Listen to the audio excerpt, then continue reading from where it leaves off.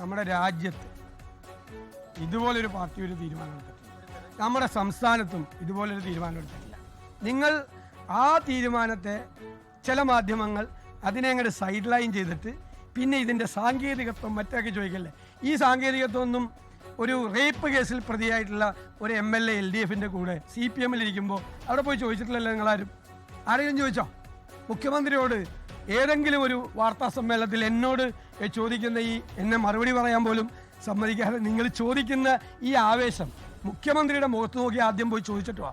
Rape കേസിലെ പ്രതി MLA ആയിട്ട് അവിടെ ഇരിക്കുകയാണെന്നൊന്ന് ചോദിക്കേ, ഒന്ന് ചോദിച്ചിട്ട് വാ ഏടാ എന്ന്. അല്ലല്ല, ഞാൻ ഇത് കേക്ക്, ഇതും കൂടി നിങ്ങൾ കേൾക്കണമല്ലോ, ഇത് കേൾക്കണമല്ലോ. നിങ്ങൾ എത്ര കേസിലെ പ്രതികളായിട്ടുള്ള ആളുകൾ പാർട്ടി കോടതി തീരുമാനിച്ച് വേണമെങ്കിൽ നടപടിയെടുക്കും പാർട്ടിക്കകത്ത്.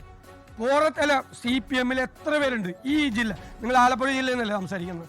ഈ ആലപ്പുഴ ജില്ലയിലുണ്ടല്ലോ പാർട്ടിക്ക് പരാതി കിട്ടിയ കേസുകൾ. പാർട്ടിക്ക് പരാതി, സ്ത്രീകൾ പരാതി കൊടുത്തിട്ട് ഏരിയ സെക്രട്ടറി സ്ഥാനത്ത് മാറ്റി, എന്നിട്ട് വീണ്ടും ഈ തെരഞ്ഞെടുപ്പിൽ സ്ഥാനാർത്ഥിയാക്കി കേൾക്കുന്ന ആളുകളുണ്ടല്ലോ, ഇഷ്ടംപോലെ ആളുകൾ. അപ്പോൾ ഇനി പിണറായി വിജയനെ കേരളത്തിലെ മുഖ്യമന്ത്രിയെ കാണുമ്പോൾ നിങ്ങൾ ഇതൊക്കെ ഒന്ന് ചോദിക്കാൻ മറക്കരുത്. അല്ല, അങ്ങനെ പടക്കം പൊട്ടിക്കണില്ല. കാരണം എന്താ അറിയാം, കോൺഗ്രസ് ഇങ്ങനെയൊന്നും തീരുമാനിക്കുമെന്ന് അവരൊന്നും പ്രതീക്ഷിച്ചിട്ടില്ല.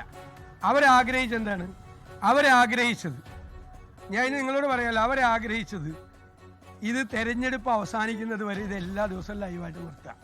അതിൻ്റെ ശബരിമലയിലെ കൊള്ള, സ്വർണ്ണക്കൊള്ള, അത് ചർച്ചയിൽ നിന്ന് ഒഴിവാക്കുക.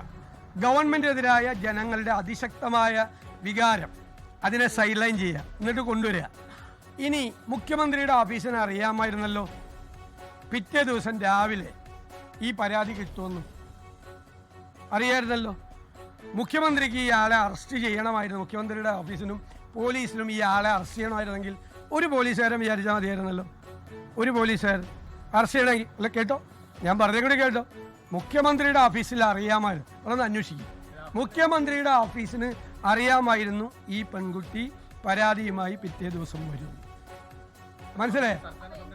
അല്ല, നിങ്ങൾ അല്ല, സംരക്ഷണമല്ല ഞാൻ പറഞ്ഞത്. അവർക്ക് ഇതിൻ്റെ അകത്ത് അറസ്റ്റ് ചെയ്യണമെന്നോ കേസെടുക്കണമെന്നോ ഇതൊന്നും അല്ല അവരുടെ താല്പര്യം. അവരുടെ താല്പര്യം പൊളിറ്റിക്കലായിരുന്നു. അതായത് ഇത് ലൈവാക്കി ഇലക്ഷൻ വരെ നിർത്തി ഈ ശബരിമല കേക്ക്. ഞാൻ പറയുന്ന കേക്ക് ആദ്യം ചോദിക്കുമ്പോൾ ആദ്യം ഇതൊരു മര്യാദ പഠിക്കുക. ആദ്യം ഒരാൾ വർത്താനം പറഞ്ഞുകൊണ്ടിരിക്കുമ്പോൾ ചോദിക്കല്ലേ, ഞാനിങ്ങനെ നിന്ന് എന്നൊന്ന് നേരത്തെ ചോദിക്കല്ലേ എടാ. അല്ലല്ല, അങ്ങനെ ചോദിക്കല്ലേ, അങ്ങനെ ചോദിക്കാൻ പാടില്ല. ഞാൻ മറുപടി പറയാതെ ചോദിക്കുക ഇയാൾക്ക് ഒരു അവകാശമില്ല. എടാ അല്ലേ, ഇവരൊക്കെ മിണ്ടാതെ നിൽക്കണ്ടില്ലേ? അല്ലേ, മിണ്ടാതെ നിൽക്കല്ലേ, മിണ്ടാതെ നിൽക്കേ. ഞാൻ സംസാരിക്കുമ്പോൾ മിണ്ടാതെ ഇല്ലെങ്കിൽ ഇയാളിനി ചോദിക്കണ്ട. നിങ്ങൾ അല്ലല്ല, അതെന്ത് മര്യാദയുടെ ഈ കാണിക്കുന്നത്? ആ കൈരളിയാണെന്ന് പറഞ്ഞ് എന്ത് തോന്നിയാസമാണ്. ഞാൻ മറുപടി പറയുന്നതിന്റെ ഇടയിൽ ചോദിക്കാൻ പറ്റില്ല, അല്ലെ ഞാൻ പറയില്ല. അതൊക്കെ മുഖ്യമന്ത്രിയെ പറ്റി പറയുമ്പോൾ കൈരളിക്കാരൻ ചൊറിഞ്ഞേ. ലോകത്തെവിടെയായാലും ഏത് സമയത്തും 24 വാർത്തകളും ഓഗ്മെന്റഡ് റിയാലിറ്റി പാക്കേജുകളും എക്സ്പ്ലെയിനറുകളും വിശദമായി കാണാൻ ഞങ്ങളുടെ YouTube ചാനൽ നിങ്ങൾക്ക് സബ്സ്ക്രൈബ് ചെയ്യാം.